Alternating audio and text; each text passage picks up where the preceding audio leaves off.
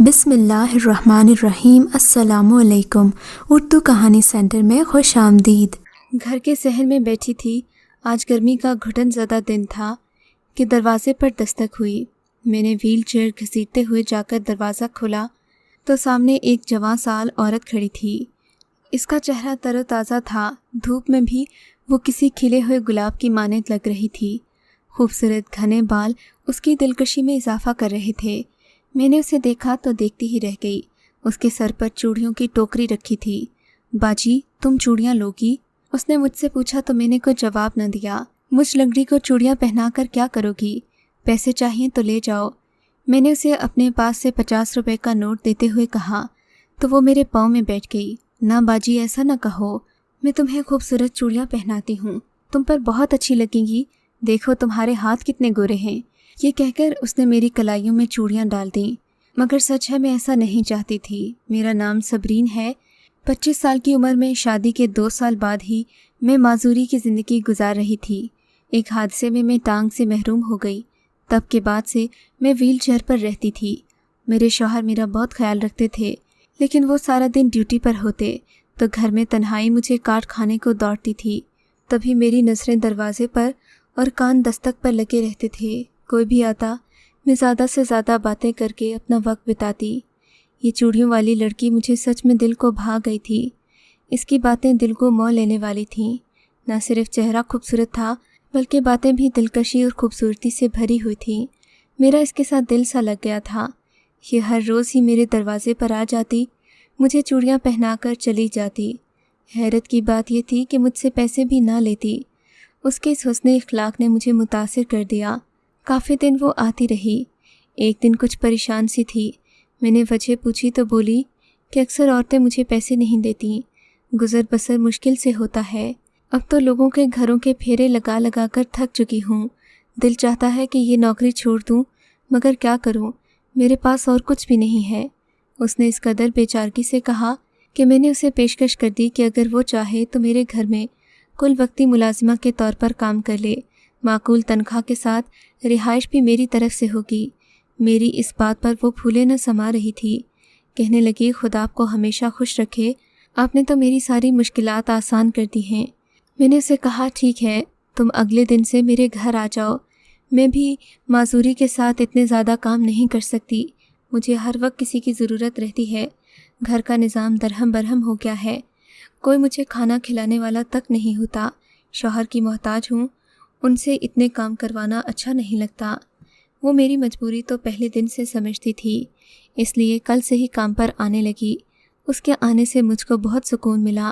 سارے گھر کا کام کرتی، برتن مانجتی اور صفائی ستھرائی میں بھی خوب طاق تھی۔ وہ مجھے کسی کام کو ہاتھ نہ لگانے دیتی، میری اتنی عزت کرتی کہ کبھی کبھی مجھے شرمندگی سی ہونے لگتی، مگر اس کے رویے اور عزت دینے کے انداز میں فرق نہ آتا۔ مگر کچھ دنوں سے میں نوٹ کر رہی تھی کہ سائرہ کی حرکتیں عجیب و غریب ہوتی جا رہی ہیں۔ اگرچہ وہ وقت پر سارے کام کرتی، لیکن جیسے ہی میرے شوہر گھر آتے وہ یا تو کمرے سے نکل جاتی یا کہیں ادھر ادھر ہو جاتی۔ مجھے یہ رویہ اس کا کھلنے لگا تھا، جبکہ میرے شوہر نامدار کمرے میں آتے، مجھ سے باتیں کرتے، لیکن ان کی نظریں باہر دروازے پر لگی رہتیں۔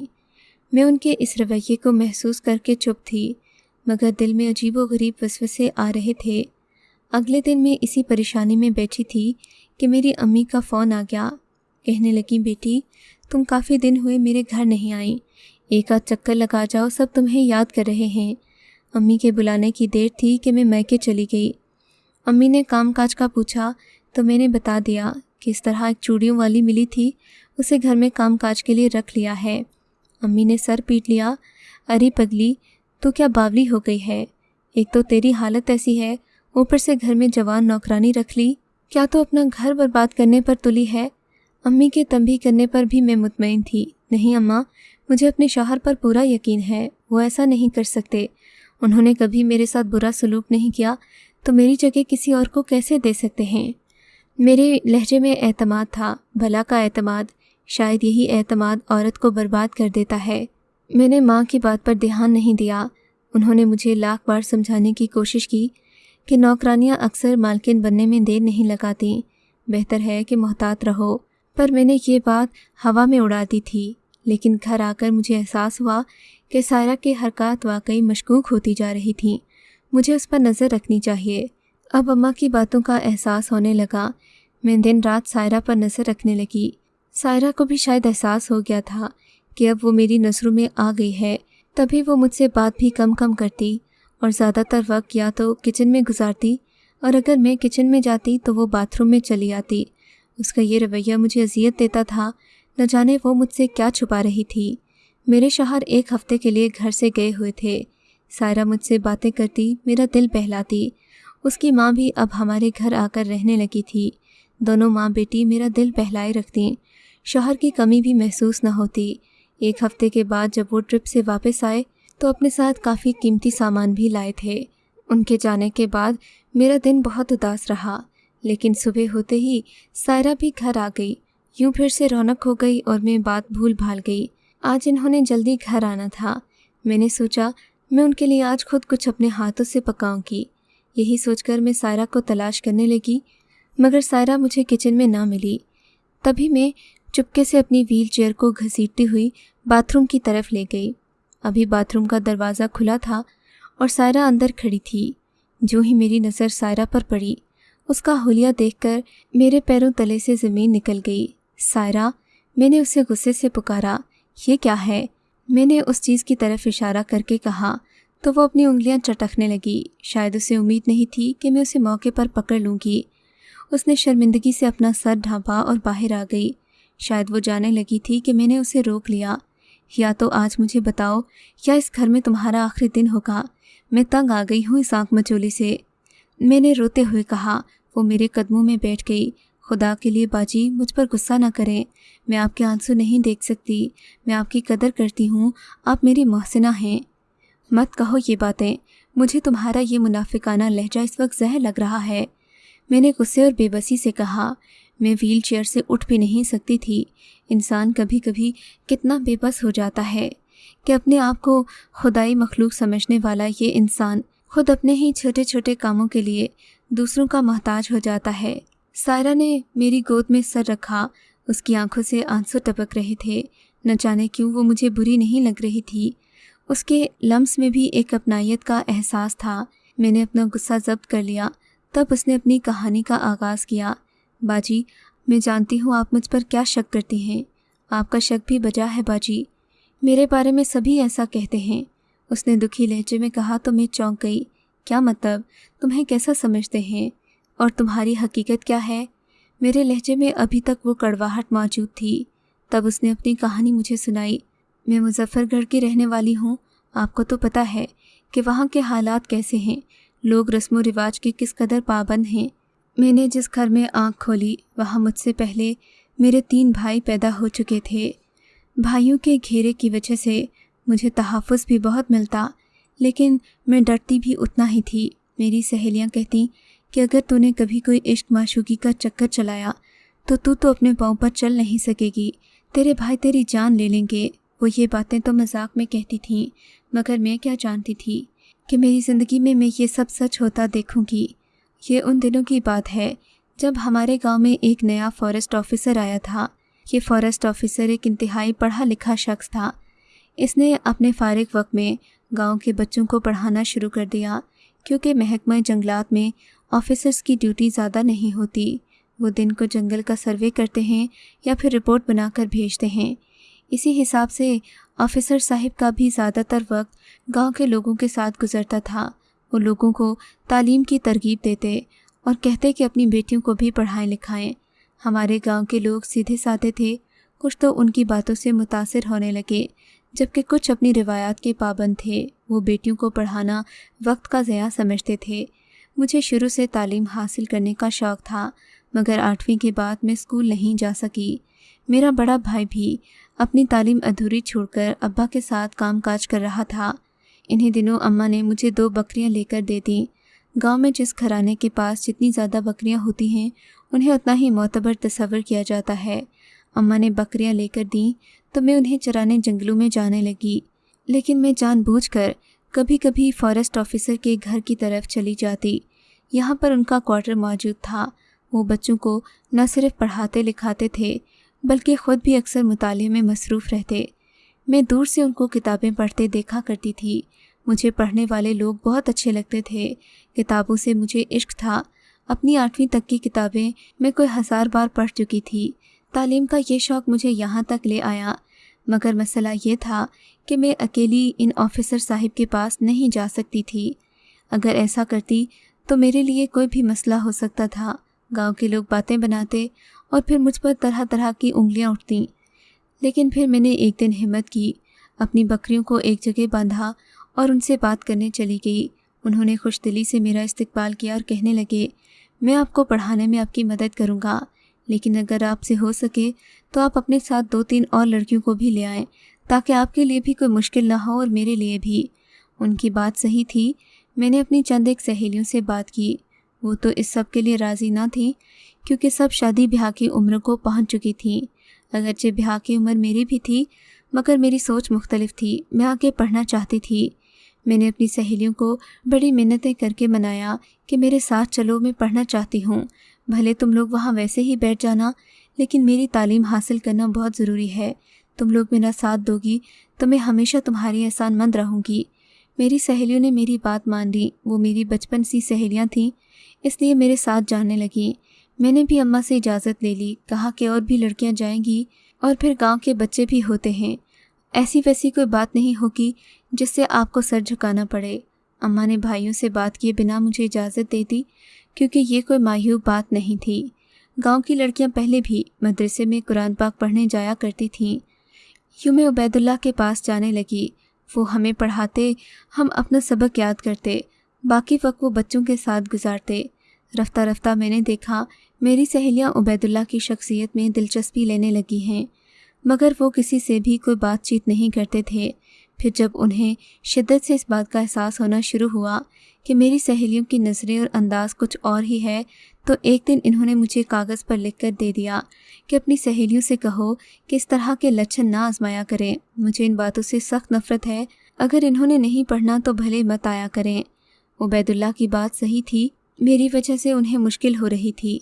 तब मैंने अपनी सहेलियों से इस बात का जिक्र किया कि तुम लोग वहाँ ऐसे अंदाज ना अपनाया करो जिससे मुझे शर्मिंदगी हो। मेरी सहेलियाँ बजाय शर्मिंदा होने के मुझ पर चढ़ दौड़ी। कहने लगी, तो खुद को समझती क्या है? हम तो तेरे लिए वहाँ जाते हैं, तो ऐसी बातें करके हमें अपना दुश्मन बना रही है। मैंने इन्हें समझाने की बात की तो इन्होंने मुझे छोड़ दिया और अपना रास्ता अलग कर लिया। इस बात से मुझे शदीद सदमा हुआ, मगर मैं और कर भी क्या सकती थी। तालीम छोड़ ना सकती थी, इसलिए वहाँ जाती रही। मगर मेरे वहमो गुमान में भी नहीं था कि मेरी सहेलियाँ मुझ पर इतना बड़ा इल्ज़ाम लगाएंगी, मुझे मेरे ही घर वालों की नज़रों में इतना गिरा देंगी कि मैं किसी को मुंह दिखाने के काबिल नहीं रहूँगी। हालांकि मेरी नीयत साफ़ थी, मैंने दिल में कभी ऐसा सोचा भी नहीं था। मेरी एक ही सहेली थी जो थोड़ी पढ़ी लिखी थी। एक दिन उसने कुछ गलत सलत लिखकर मेरे बस्ते में डाल दिया। शाम को वो घर आई तो किसी बात पर मुझसे जानबूझकर उलझ पड़ी। उस वक्त मेरा भाई भी घर पर था। भाई ने जब उसकी ऊंची ऊंची लड़ाई झगड़े की आवाज़ें सुनी तो वो भी कमरे में आ गया। दरअसल वो उबैदुल्लाह पर मेरे सामने इल्ज़ाम लगा रही थी। मैं उसकी तरदीद कर रही थी, जबकि वो भड़क उठी, मुझे भी बुरा भला कहने लगी। फिर भाई आया तो उसने मुझ पर इल्ज़ाम लगाया कि मैं उबैदुल्लाह से ख़त व किताबत करती हूँ और पढ़ने के बहाने इश्क माशूकी करने जाती हूँ। भाई को सख्त गुस्सा आया। आओ देखा न ताओ, उसने मुझे मारना शुरू कर दिया। मेरे चीखने की आवाज़ें सुनकर मोहल्ले के लोग भी आ गए। तब मेरी दुश्मन नुमा सहेली शाजिया ने सबके सामने कहा कि इसका बस्ता खोलकर चेक करो, ये ज़रूर उससे कोई बातें करती है जो तुम लोगों से छुपाती है। गांव के एक तो मोतबर नौजवान थे जो उर्दू की लिखाई पढ़ना जानते थे। भाई ने वो ख़त निकाल कर मजबूरन उन्हें दिया। उन्होंने पढ़कर जब ये ख़त सुनाया तो मारे शर्म के मेरी निगाहें झुक गईं। मैंने तो ऐसे अल्फाज का कभी तसव्वुर तक नहीं किया था। कुछ हमारी ज़ुबान में ऐसी नाज़ेबा बातें लिखी हुई थीं कि हम पर थू थू होने लगी।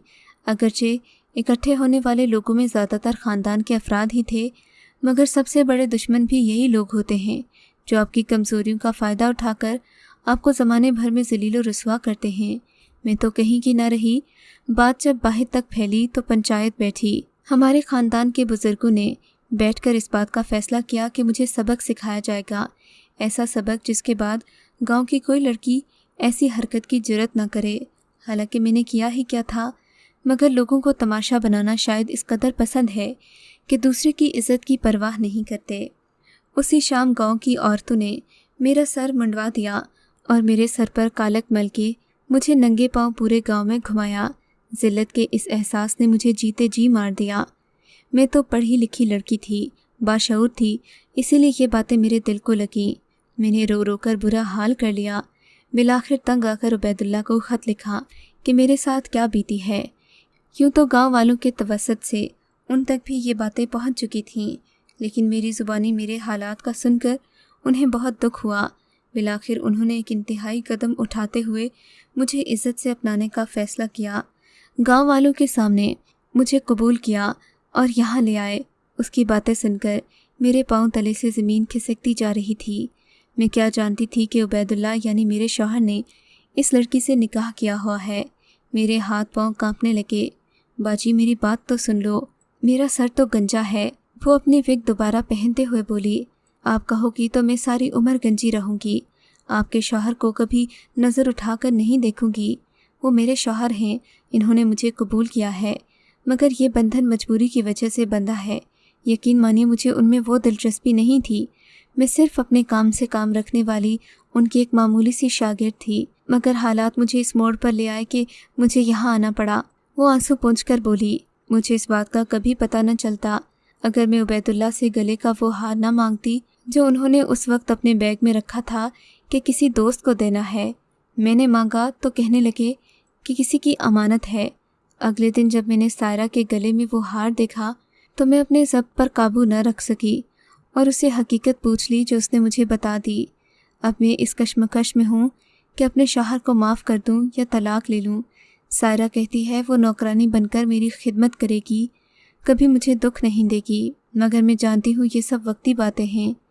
कल को उसकी औलाद हो जाएगी तो मेरे शौहर की नज़र में मेरी अहमियत कोई न रहेगी। आप बताएं मैं क्या करूँ?